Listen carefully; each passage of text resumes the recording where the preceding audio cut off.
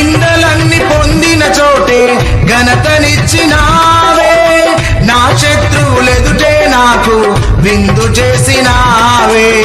ఖ్యాతినిచ్చి ఘనతానిచ్చి మంచి పేరు నాకిచ్చావే, ఖ్యాతినిచ్చి ఘనతానిచ్చి మంచి పేరు నాకిచ్చావే.